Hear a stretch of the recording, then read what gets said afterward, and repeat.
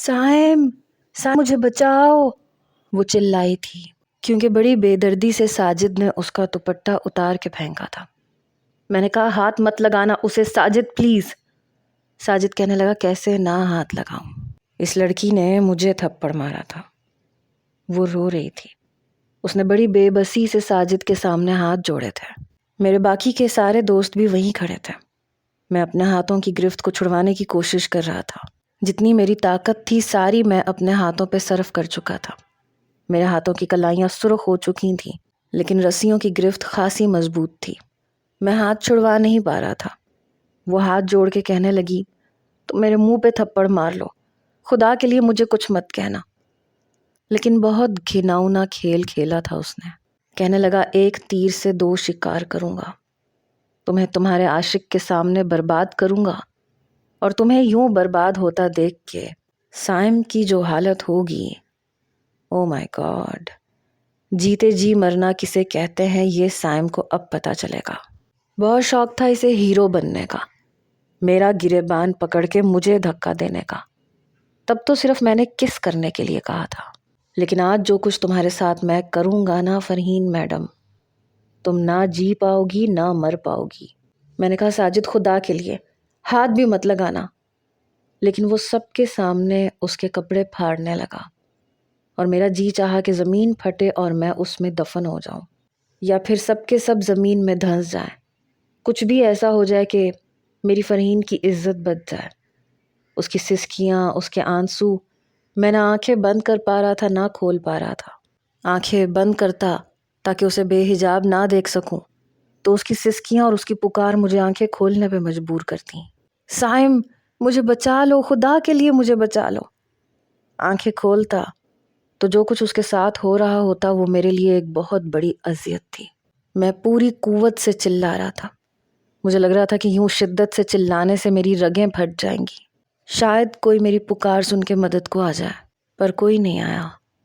میرے سامنے وہ برباد ہو چکی تھی، لیکن ایک بار نہیں ہوئی تھی، میرے باقی کے کمینے دوستوں نے بھی اسے باری باری برباد کیا تھا۔ اس کی ویڈیو بنائی، وہ یوں تھی کہ جیسے بے جان مردہ وجود بن گئی۔ تبھی میری گود میں ایک تیز دھار والی چھری پھینک کر ساجد مجھے موبائل دکھاتا ہوا جا چکا تھا۔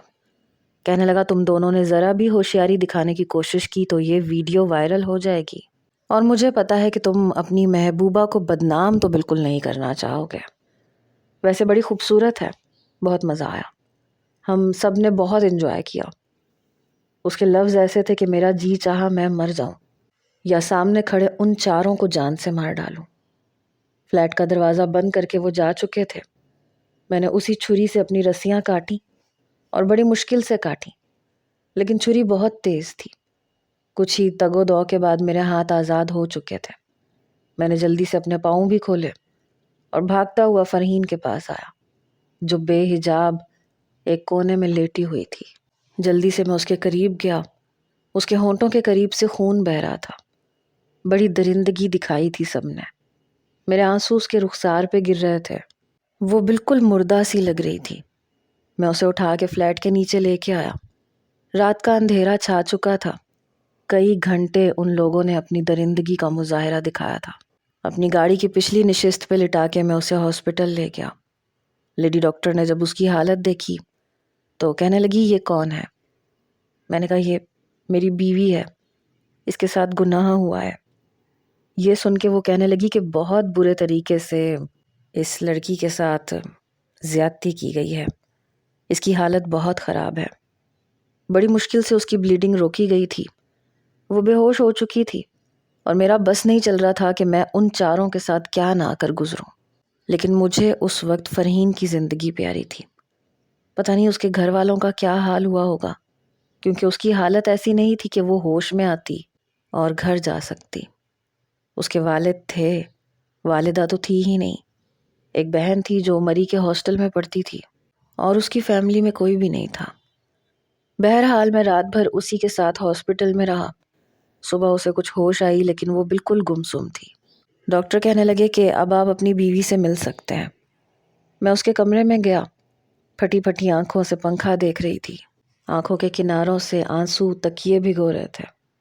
میں نے اس کے فولڈنگ بیڈ پہ بیٹھا تو وہ بدک کے پیچھے ہٹی۔ کون ہے؟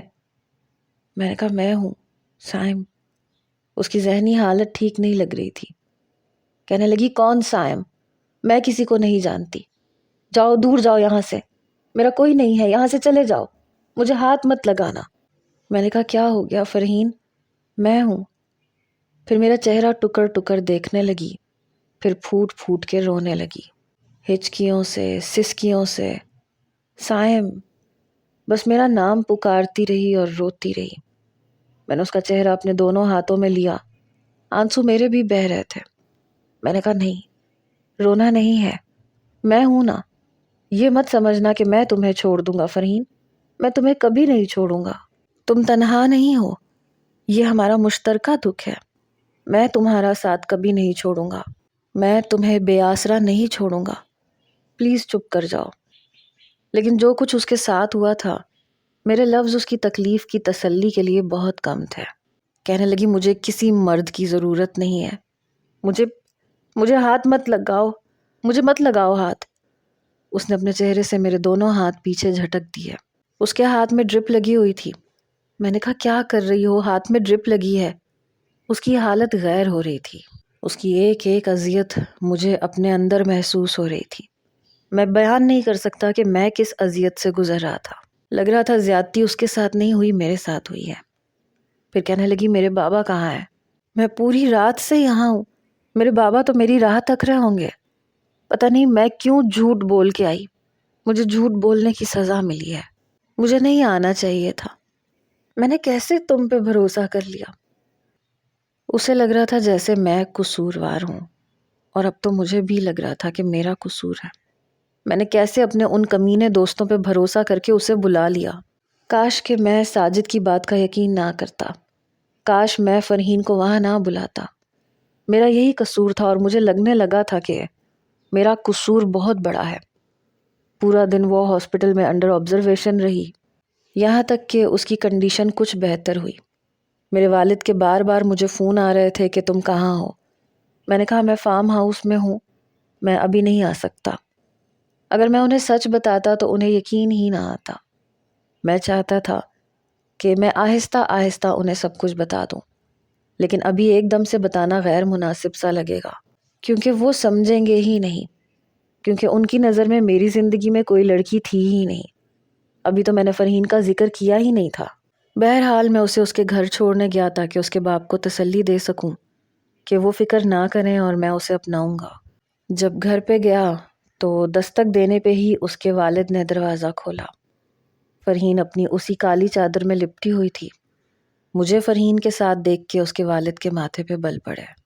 پھر فرحین کے چہرے پہ جا بجا زخموں کے نشان، اس کی جھکی ہوئی نظر، اس کے والد کی تو آنکھیں پتھر کی ہو گئیں۔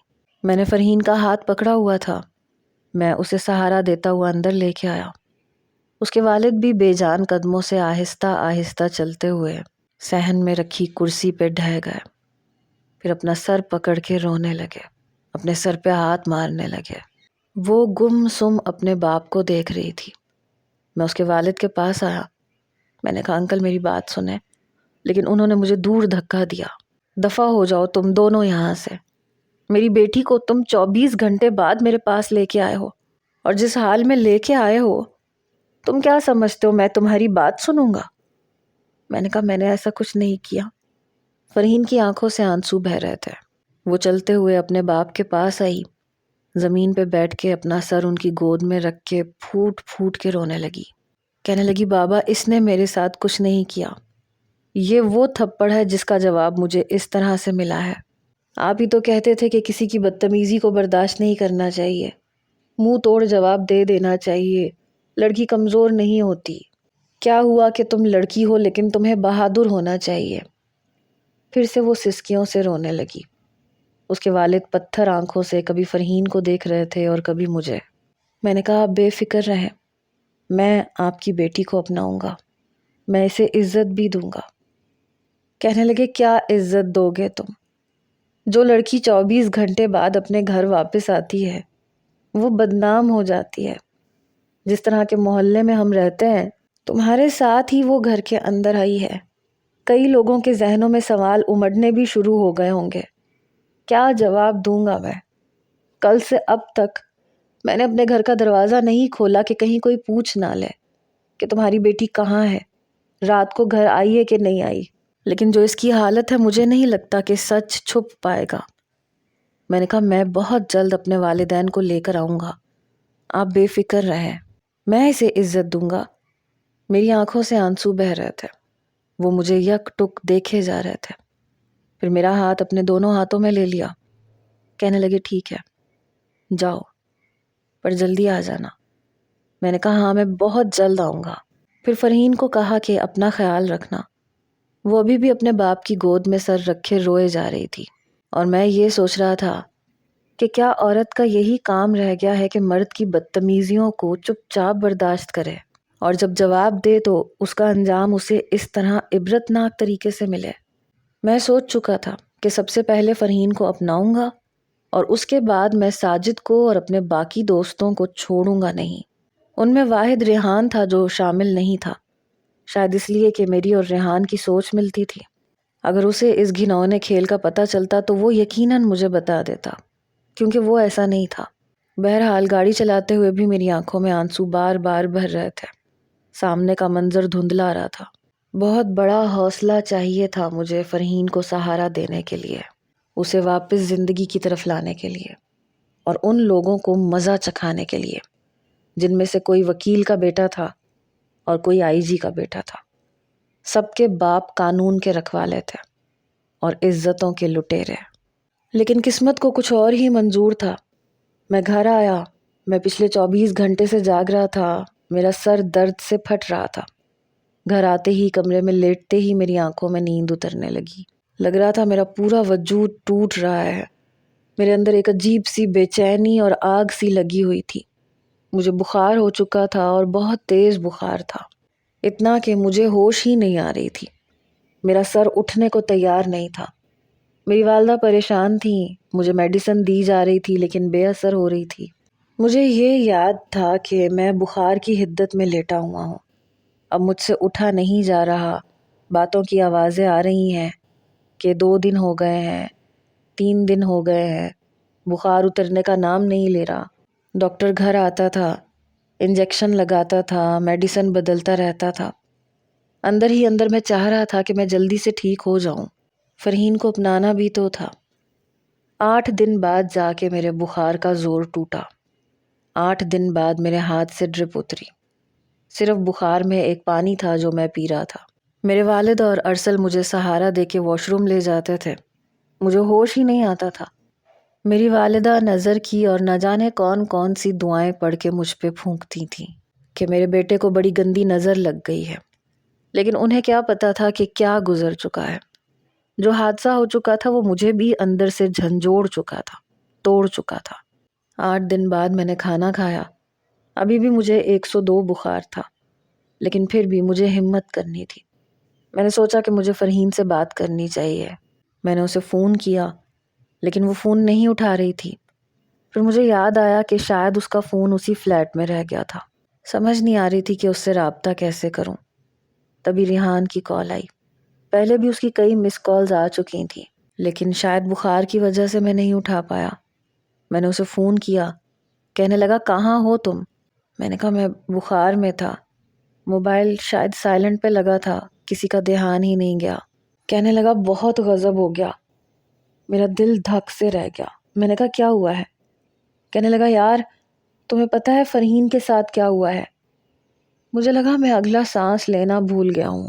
میں نے کہا کیا ہوا ہے؟ کہنے لگا یار اس کی ویڈیو۔ یہ کہہ کے وہ چپ ہو گیا۔ میرے تو ہوش اڑنے لگے۔ وہ رونے لگا، ریحان ریحان کیا ہوا ہے مجھے بتاؤ۔ وہ کہنے لگا پتہ نہیں اس کے ساتھ کسی نے زیادتی کی تھی اور اس کی ویڈیو وائرل ہو گئی۔ یہ سن کے میرا تو دماغ آؤٹ ہو گیا۔ مجھے نہیں پتا تھا کہ وہ اتنا کمینہ انسان نکلے گا۔ کہنے لگا بہت برا ہوا اس کے ساتھ، بہت برا ہوا۔ میں نے کہا کیا ہوا ہے؟ کہنے لگا اس نے خودکشی کر لی۔ یہ سن کے میرے ہاتھ سے موبائل چھوٹ کے گرا تھا۔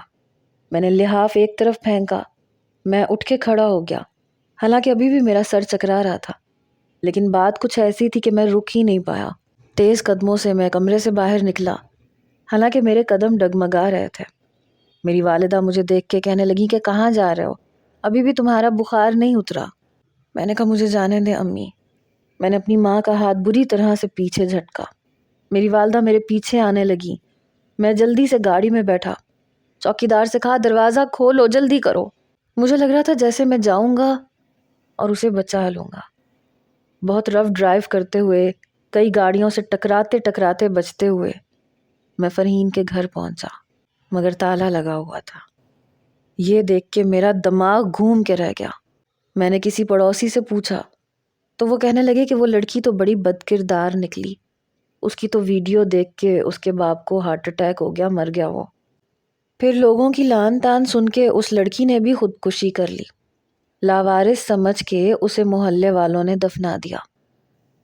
سب کچھ برباد ہو گیا تھا، سب کچھ۔ کیا قصور تھا اس کا؟ میں نے پوچھا کون سا قبرستان ہے؟ ایک شخص نے مجھے بڑی عجیب نظروں سے دیکھا، کہنے لگا اس لڑکی کی قبر پہ جاؤ گے جہاں کوئی جانا پسند نہیں کرتا؟ پھر بھی اس نے مجھے بتا دیا کہ قبرستان کہاں ہے۔ جب میں اس کی قبر پہ گیا تو 2 قبریں تھیں، مٹی ابھی بھی گیلی تھی، ایک اس کے باپ کی اور دوسری اس کی۔ گھٹنوں کے بل میں وہیں گر گیا، پھوٹ پھوٹ کے رویا۔ یہ تم نے کیا کیا فرحین؟ میرا انتظار تو کیا ہوتا، تم نے میرا انتظار کیوں نہیں کیا؟ بہرحال میرے آنسو اسے واپس نہیں لا سکتے تھے۔ جب میں گھر آیا تو 103 بخار تھا۔ میری والدہ میرے مٹی سے بھرے ہوئے کپڑے دیکھ کے اور مجھے روتا ہوا دیکھ کے کہنے لگی کہاں سے آئے ہو تم؟ تمہیں کیا ہوا ہے؟ میں نے کوئی جواب ہی نہیں دیا۔ میں چپ چاپ مرے مرے قدم اٹھا کے اپنے بیڈ پہ ڈھہ گیا۔ 4-5 دن بعد جا کے میری حالت کچھ ٹھیک ہوئی۔ صدقے، خیرات، دم، درود سب کر لیا گیا، لیکن اس کے بعد میں جیسے ہنسنا بھول چکا تھا۔ ریحان کئی بار میرے پاس آیا، کئی بار میں اس کے ساتھ لگ کے پھوٹ پھوٹ کے رویا، کیونکہ وہی میرا رازدان تھا۔ کہنے لگا حوصلہ کرو، قسمت میں یہی تھا۔ میں نے کہا نہیں، یہ سب کچھ اس کی وجہ سے ہوا ہے۔ میں نے کیسے ساجد پہ بھروسہ کر لیا؟ فرحین میری وجہ سے مر گئی، میں اس کا قصوروار ہوں۔ اس کا باپ میری وجہ سے مر گیا۔ نہ میں فرحین کو بلاتا، نہ اس کے ساتھ یہ سب کچھ ہوتا، نہ اس کی ویڈیو وائرل ہوتی، نہ اس کے باپ کو ہارٹ اٹیک ہوتا، اور نہ وہ خودکشی کرتی۔ ریحان کہنے لگا تم نے ایسا کچھ نہیں کیا، تم تو اسے اپنانے کے لیے تیار تھے، اپنے آپ کو قصوروار مت ٹھہراؤ۔ لیکن مجھے اپنا آپ قصوروار لگتا تھا، مجھے اپنے آپ سے گھن محسوس ہوتی تھی۔ میں رات بھر سو نہیں پاتا تھا، روتا تھا، تہجد پڑھتا تھا۔ میں نے سب کچھ چھوڑ دیا تھا، دوستی، میل جول، ہنسنا، یہاں تک کہ بولنا بھی۔ اب میری زندگی کا صرف ایک ہی مقصد تھا، اور وہ تھا ان چاروں کو عبرت ناک موت دینا۔ بے شک اس کے بعد میں مر جاتا، مجھے پرواہ نہیں تھی، پر میں اپنی فرحین کے مجرموں کو کھلے عام ہنستے جیتے نہیں دیکھ سکتا تھا۔ جب میں نے اپنے ارادوں سے ریحان کو مطلع کیا تو وہ کہنے لگا دیکھو، گرم گرم کھاؤ گے تو منہ تمہارا جلے گا، کیونکہ وہ سب چکنے بیٹھے ہیں، انہیں پتا ہے کہ تمہاری طرف سے کوئی نہ کوئی رد عمل ہوگا۔ میں تمہیں یہی مشورہ دوں گا کہ جانے والی جا چکی ہے، وہ واپس نہیں آئے گی، تم اپنی زندگی کی حفاظت کرو، کیونکہ تمہیں کچھ ہو گیا تو تمہارے ماں باپ بھی مر جائیں گے۔ ایک گھر برباد ہو چکا ہے، دوسرے گھر کو برباد مت ہونے دو۔ ہم انہیں ضرور سزا دلوائیں گے، میں تمہارے ساتھ ہوں۔ مجھے ریحان کی بات ٹھیک لگ رہی تھی، اور پھر اس کے تعلقات بہت زیادہ تھے، بدماشوں میں بھی، اور پولیس، بریگیڈیئر، بیوروکریٹس، ہر قسم کے لوگوں میں اٹھنا بیٹھنا تھا۔ یوں تو میرا بھی تھا، لیکن اس کے تعلقات زیادہ تھے۔ لیکن یہ کہہ دینا آسان ہوتا ہے کہ انتظار کرو، معاملہ ٹھنڈا پڑنے دو، پر وہ جو انتظار ہوتا ہے نا، وہ بہت اذیت ناک ہوتا ہے۔ پھر بھی میں نے 6 مہینے انتظار کیا۔ میری زندگی یکسر بدل چکی تھی، میرے سجدے طویل ہونے لگے تھے۔ جب بھی آنکھیں بند کرتا تھا تو فرحین کی چیخیں سنائی دیتی تھیں، اس کا روتا ہوا چہرہ نظر آتا تھا۔ پھر میں اٹھ بیٹھتا، مجھ پہ بدحواسی چھانے لگتی، کہتے ہیں کہ وقت بہت بڑا مرہم ہوتا ہے، لیکن ہر غم کے لیے نہیں، اور فرحین کا غم بھی ایسا ہی غم تھا، نہ کبھی بھرا، نہ ٹیسیں اور درد کم ہوا۔ وقت کے ساتھ ساتھ مجھے اس اذیت اور تکلیف کے ساتھ جینے کی عادت پڑ گئی۔ 6 مہینے گزرنے کے بعد ریحان نے ہی مجھے بتایا کہ وہ سب لوگ ایک فارم ہاؤس میں پارٹی کرنے جا رہے ہیں اور میں نے سب کچھ ریڈی کر لیا ہے۔ اس نے مجھے ایک پتہ بتایا کہ میں ٹھیک رات کے 12 بجے وہاں پہنچ جاؤں۔ میں پہنچ گیا، دیکھا تو سب کے سب رسیوں سے بندھے ہوئے کرسیوں پہ بیٹھے ہوئے تھے، آنکھیں بند تھیں، ہاتھ بندھے ہوئے تھے، پاؤں بندھے ہوئے تھے۔ ریحان تھا اور بھی اس کے بہت سے دوست تھے جنہوں نے یہ سارا کام کیا تھا۔ وہ کہنے لگا جو چاہے بدلہ لے لو۔ سب کی پٹیاں کھل چکی تھیں۔ مجھے دیکھ کے وہ لوگ حیران ہوئے تھے، کہنے لگے دیکھو ہم نے تمہیں کوئی نقصان نہیں پہنچایا، اس لڑکی نے ہمیں تھپڑ مارا تھا، ہم نے اسی سے بدلہ لیا ہے، تمہارے لیے بہتر یہ ہے کہ ہمیں نقصان نہ پہنچانا، ورنہ ہمارے باپ تمہیں چھوڑیں گے نہیں۔ میں نے ان کی بات ہی نہیں سنی۔ پہلے تو میں نے ان سب کو بہت مارا، یہاں تک کہ ان کی کرسیاں پیچھے کی جانب گر گئیں۔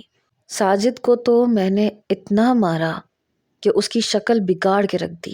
میرا بس نہیں چل رہا تھا کہ میں کیا نہ کر گزروں، شاید میں اس کا گلا گھونٹ کے اسے مار ڈالتا، لیکن ریحان نے مجھے پیچھے کیا، کہنے لگا یا تو ان کو سزا دو کہ نہ یہ جی پائیں اور نہ یہ مر پائیں۔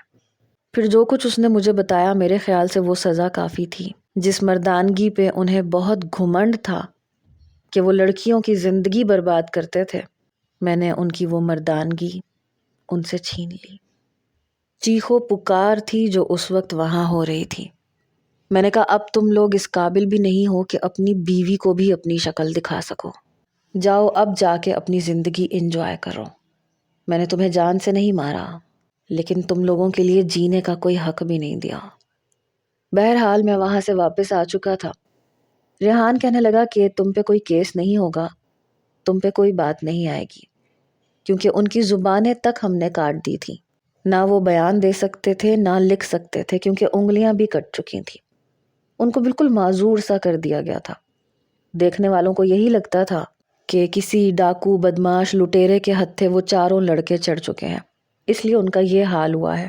اتنا کچھ کرنے کے بعد مجھے مطمئن ہو جانا چاہیے تھا، لیکن میں نہیں جانتا تھا کہ میں مطمئن کیوں نہیں ہوں۔ وقت گزرنے لگا، فرحین کی محبت میرے دل میں رتی برابر بھی کم نہیں ہوئی تھی۔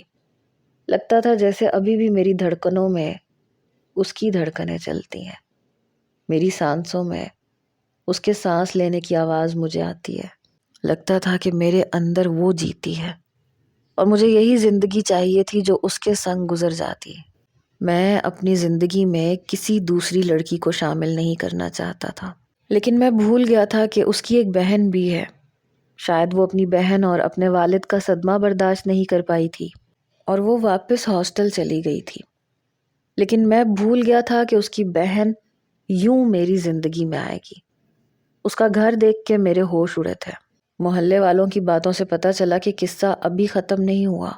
وہ بیچاری بے قصور اس بات کی سزا بھگت رہی ہے جس سے اس کا کوئی تعلق ہی نہیں تھا۔ سب کہتے تھے کہ جیسی بڑی بہن ہے چھوٹی بھی ویسی ہوگی۔ وہ بھی چہرہ چھپا کے رکھتی تھی اور کرتوت کالے تھے، اس لیے نگین پہ بھی انگلیاں اٹھنے لگی۔ میں فرحین کو تو نہیں بچا پایا، لیکن نگین کو تو بچا سکتا تھا۔ مجھے لگا تھا کہ یہ شادی میری غلطی کا کفارہ ہوگا، لیکن نہیں۔ اس کا چہرہ دیکھ کے مجھے لگا کہ میں اسے چھو بھی نہیں پاؤں گا، کیونکہ وہ ہو بہو فرحین جیسی تھی۔ اگر اسے سچ بتاتا تو پتہ نہیں وہ میرا کیا حال کرتی، شاید مجھے کبھی معاف نہ کرتی۔ جب وہ چینج کر کے آئی تو کافی الجھی سی لگ رہی تھی۔ کافی دیر وہیں ڈریسنگ ٹیبل کے سامنے کھڑی اپنی انگلیاں چٹکھاتی رہی۔ میں نے کہا کیا بات ہے، سونا نہیں ہے؟ کہنے لگی میں کہاں سوں؟ میں نے کہا یہاں بیڈ پہ۔ بہت گھبراتے ہوئے اور جھجکتے ہوئے وہ بیڈ کی دوسری جانب آ کے بیٹھ گئی، پھر لیٹ بھی گئی۔ میں نے کمبل اس کے اوپر اوڑھا دیا۔ میں خود بھی ذہنی طور پہ اس کے قریب آنے کے لیے تیار نہیں تھا۔ اس کا چہرہ دیکھ کے لگ رہا تھا کہ اور بھی مشکل ہو گئی ہے۔ بہرحال دیکھنے میں وہ بالکل فرحین جیسی تھی، لگتا تھا کہ وہی ہے۔ آنکھوں کی رنگت بھی ویسی تھی، شاید بالوں کا فرق تھا۔ فرحین کے بال سلکی تھے لیکن نگین کے کچھ گھنگریالے تھے۔ وہ بھی اس لیے پتہ چلا کیونکہ اس کے سر سے دوپٹہ اتر چکا تھا۔ اس نے میری مخالف جانب اپنا رخ کیا ہوا تھا۔ میں سونے کی بہت کوشش کرنے لگا۔ فرحین کی باتیں یاد آنے لگیں۔ شادی کے بعد بدل تو نہیں جائیں گے؟ جتنی محبت اب کرتے ہیں کیا اتنی ہی کریں گے آپ؟ میں اسے دیکھ کے مسکرانے لگتا۔ نہیں، ابھی میں نے محبت کی کب ہے؟ محبت میں تم سے شادی کے بعد کروں گا، اور بہت کروں گا۔ میری بات پہ وہ شرما کے نظریں چرا جاتی تھی۔ اور کبھی ایسا ہوا کہ ہماری قسمت میں ملنا نہ ہوا تو کیا کریں گے؟ یہ سن کے میرا دل یکبارگی سے تڑپتا تھا۔ میں بے ساختہ اس کے منہ پہ ہاتھ رکھ دیتا۔ نہیں فرحین پلیز، ایسا مت کہو، تمہارے بغیر تو جینے کا تصور ہی نہیں ہے۔ اور وہ اتراتے ہوئے مسکرانے لگتی۔ اور اب میں سوچ رہا تھا کہ میں مرا نہیں ہوں، میں ابھی بھی زندہ ہوں۔ حالانکہ مجھے لگتا تھا کہ وہ مجھے نظر آئے گی تو میں جی نہیں پاؤں گا، مگر میں جی رہا تھا۔ میں نے آنکھیں بند کی اور سونے کی کوشش کرنے لگا۔ رات کا نہ جانے کون سا پہر تھا جب میری آنکھ کھلی۔ دیکھا تو نگین کی کروٹ میری جانب تھی۔ اس کا چہرہ دیکھ کے میری نیند بھگ سے بھاگی۔ اسے دیکھتے دیکھتے مجھے لگا جیسے میں فرحین کو دیکھ رہا ہوں۔ اس کا بیڈ پہ دھرا ہاتھ میں نے اپنے ہاتھ میں لے لیا۔ وہ گہری نیند میں تھی۔ اس کے ہاتھوں کی بناوٹ کو میں بڑے غور سے دیکھنے لگا۔ بالکل ویسے تھے جیسے فرحین کے۔ بے ساختہ میں نے اس کا ہاتھ اپنے لبوں سے لگایا۔ وہ ہڑبڑا کے اٹھی، میرے ہاتھ میں اپنا ہاتھ دیکھ کے گھبرائی۔ مجھے لگا جیسے میں اس ٹرانس سے باہر آیا۔ میں نے جلدی سے اس کا ہاتھ چھوڑ دیا اور کروٹ بدل کے آنکھیں بند کر لیں، لیکن نیند نہیں آئی۔ اس لیے اٹھ کے وضو کیا، تہجد پڑھی، اپنے رب سے پوچھنے لگا کہ یہ سب کچھ میرے ساتھ کیوں ہو رہا ہے؟ میں کیسے اسی کی بہن کے ساتھ زندگی گزار پاؤں گا؟ لیکن دل میں بس ایک ہی خیال تھا کہ ہو سکتا ہے اس میں خدا کی کوئی مصلحت ہو۔ صبح ہوئی، ہم دونوں کے بیچ میں کوئی بھی بات چیت نہیں ہوئی۔ بس وہ تیار ہوئی اور ناشتے کے لیے باہر چلی گئی۔ ولیمہ بھی ہو گیا۔ جیسے ہی میں کمرے میں آتا تھا تو وہ پہلے سے ہی لیٹ کے آنکھیں بند کر چکی ہوتی تھی یا کمرے سے باہر چلی جاتی تھی۔ شاید میں اس کی جھجک ختم نہیں کر پا رہا تھا۔ میرے اپنے ہاتھ پاؤں ٹھنڈے ہونے لگتے تھے۔ میں اپنی کیفیت سنبھال نہیں پاتا تھا۔ جب وہ مجھے نروس دیکھتی تو اور بھی زیادہ گھبرا جاتی، کیونکہ وہ لڑکی تھی، اس کا گھبرانا فطری بات تھی۔ اعتماد تو مجھے اس کو دینا تھا، لیکن میں دے ہی نہیں پاتا تھا۔ بہت مشکل لگ رہا تھا۔ ایک بار کہنے لگی کہ آپ نے مجھے ابھی تک یہ نہیں بتایا کہ آپ نے مجھ سے نکاح کیوں کیا۔ میں نے کہا انسان کسی سے نکاح کیوں کرتا ہے؟ اس لیے کرتا ہے کیونکہ وہ اسے اچھا لگتا ہے۔ میری بات پہ وہ ذرا سا مسکرائی، کہنے لگی لیکن میں آپ کو اچھی نہیں لگتی۔ شاید میرے اندر کا چور وہ پکڑ چکی تھی۔ میں نے نظر چرائی، میں نے کہا نہیں ایسی کوئی بات نہیں ہے، تم مجھے بہت اچھی لگتی ہو، بس میں تمہیں تھوڑا وقت دینا چاہتا ہوں۔